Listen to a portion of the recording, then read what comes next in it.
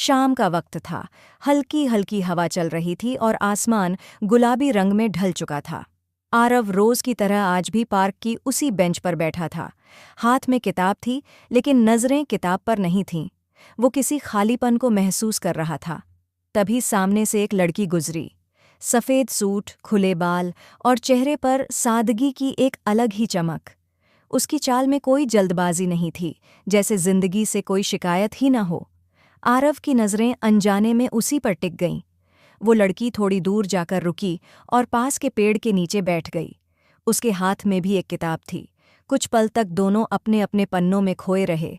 फिर अचानक हवा का एक झोंका आया और लड़की की किताब का एक पन्ना उड़कर सीधे आरव के पैरों के पास आ गिरा। आरव ने पन्ना उठाया। उस पर कुछ लाइनें लिखी थीं। कभी कभी खामोशी में भी सबसे ज्यादा मोहब्बत छुपी होती है। आरव ने पहली बार उसकी ओर देखा। लड़की भी उसे ही देख रही थी। आंखें मिलीं और दोनों मुस्कुरा दिए। आरव उठकर उसके पास गया और बोला, शायद ये आपका है। लड़की ने पन्ना लिया, हल्की सी मुस्कान के साथ बोली, धन्यवाद। और मुझे लगता है ये लाइनें सही जगह आकर गिरी हैं। आरव कुछ नहीं बोला, बस मुस्कुराता रहा। नाम पूछा गया। लड़की ने कहा, अनाया। आरव ने अपना नाम बताया। उस दिन ज्यादा बातें नहीं हुईं, लेकिन दोनों के दिल में कुछ ऐसा जरूर शुरू हो चुका था जिसे शब्दों की जरूरत नहीं थी। पहली मुलाकात थी, और मोहब्बत की पहली खामोशी भी। अगले दिन शाम होते ही आरव बिना सोचे उसी पार्क की बेंच पर आ बैठा। हाथ में वही किताब थी, लेकिन दिल में एक सवाल, क्या वो आएगी? घड़ी की सुइयां धीरे चल रही थीं। आरव की नज़र बार बार उसी रास्ते पर जा रही थी जहां से अनाया कल आई थी। और फिर वो आई। आज नीले रंग का सूट, बाल हल्के से बंधे हुए और चेहरे पर वही सादगी। अनाया ने भी आरव को देखा। हल्की सी मुस्कान उसके होठों पर आ गई, जैसे वो भी इसी पल का इंतजार कर रही हो। वो पास आकर बैठ गई। कुछ सेकंड की खामोशी। फिर अनाया बोली, आप रोज यहीं बैठते हैं? आरव मुस्कुराया, अब तो बैठना पड़ेगा, ये जगह खास हो गई है। अनाया ने कुछ नहीं कहा, बस किताब खोल ली। दोनों साथ बैठे रहे। कोई ज्यादा बातें नहीं, कोई सवाल नहीं, बस पन्नों की आवाज़, पत्तों की सरसराहट और दो दिलों की धड़कनें। थोड़ी देर बाद अनाया ने धीरे से कहा, आपको पता है, कुछ लोग बिना बोले भी बहुत कुछ कह जाते हैं। आरव ने उसकी तरफ देखा। शायद वही लोग दिल के सबसे करीब होते हैं। अनाया की आंखें झुक गईं, मुस्कान और गहरी हो गई। वो उठने लगी तो बोली, कल यहीं? आरव ने बिना सोचे कहा, हाँ, यहीं। अनाया चली गई, लेकिन उसकी खुशबू आरव के आसपास रह गई। उस दिन आरव को एहसास हुआ, मोहब्बत कभी अचानक नहीं होती, वो धीरे धीरे आदत बनती है। आज आरव पार्क थोड़ा जल्दी आ गया था। दिल में एक अजीब सी बेचैनी थी, जैसे कुछ खास होने वाला हो। अनाया आई। आज उसके हाथ में किताब नहीं थी। वो मुस्कुराई और बोली, आज पढ़ने का मन नहीं है। आरव ने हैरानी से पूछा, तो फिर? अनाया ने पार्क के बाहर बने छोटे से कैफे की तरफ इशारा किया। कॉफ़ी? आरव की मुस्कान अपने आप आ गई। चलते हैं। कैफे छोटा सा था, हल्की म्यूजिक और खिड़की से आती शाम की रोशनी। दोनों आमने सामने बैठे। कॉफ़ी आई तो कुछ सेकंड तक दोनों बस उसे देखते रहे। फिर अनाया बोली, आप हमेशा इतने शांत क्यों रहते हैं? आरव ने सोचा, फिर कहा, क्योंकि हर किसी से दिल की बातें नहीं होती। अनाया ने कब घुमाते हुए कहा, और अगर किसी से हो जाए? आरव ने उसकी आंखों में देखा, तो खामोशी भी अच्छी लगने लगती है। अनाया कुछ पल चुप रही, फिर मुस्कुराकर बोली, आप अलग हैं आरव?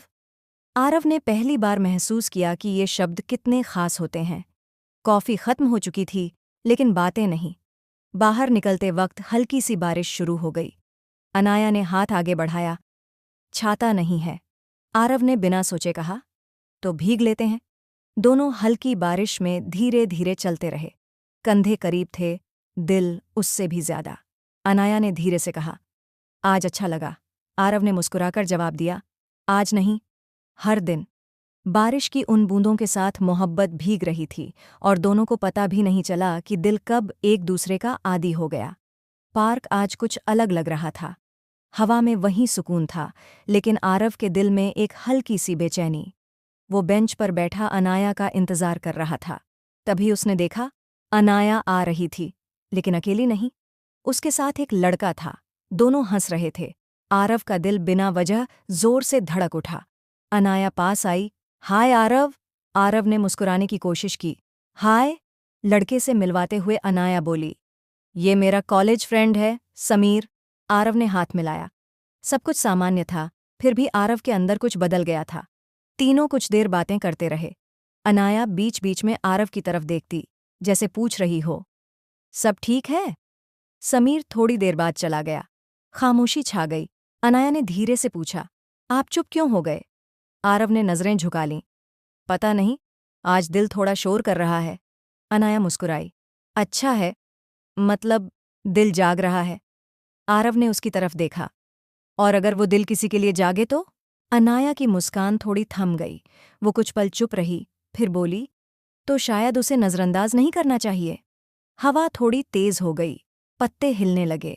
आरव को एहसास हुआ, जो उसने महसूस किया वो सिर्फ दोस्ती नहीं थी। अनाया भी ये समझ चुकी थी। दोनों वहीं बैठे रहे, बिना कुछ कहे। कभी कभी सबसे गहरे एहसास शब्दों से नहीं, खामोशी से जाहिर होते हैं। आज पार्क में सूरज ढलने से पहले ही हल्की हल्की रोशनी फैल गई थी। आरव पहले से बैठा था। दिल में एक फैसला था, लेकिन होठों पर खामोशी। अनाया आई। आज वो शांत थी, जैसे कुछ सोच रही हो। वो पास आकर बैठी और बोली, कल के बाद से आप बदले बदले से लग रहे हो। आरव ने गहरी सांस ली, क्योंकि अब दिल को झूठा दिलासा नहीं दे पा रहा। अनाया ने उसकी तरफ देखा। मतलब? आरव ने पहली बार नजरें नहीं चुराईं। मतलब ये कि जब तुम्हें किसी और के साथ देखा तो दिल ने माना, जो महसूस कर रहा हूं वो दोस्ती नहीं है। अनाया की धड़कनें तेज हो गईं। वो कुछ पल चुप रही, फिर धीरे से बोली, और अगर मैं कहूं कि मुझे भी वही एहसास होता है? आरव की आंखों में एक सुकून उतर आया। मैं कोई वादा नहीं चाहता, कोई जल्दी नहीं। अनाया बोली, बस इतना कि जो है उसे सच मान लो। आरव मुस्कुराया। सच तो ये है कि तुम्हारे बिना शाम अधूरी लगती है। अनाया ने हल्की हंसी के साथ कहा, और मुझे तुम्हारी खामोशी अच्छी लगती है। दोनों के बीच एक अनकहा रिश्ता बन चुका था। न हाथ थामे गए, न इजहार जोर से हुआ। बस दिलों ने एक दूसरे को चुन लिया। उस शाम मोहब्बत को नाम नहीं मिला, लेकिन पहचान जरूर मिल गई।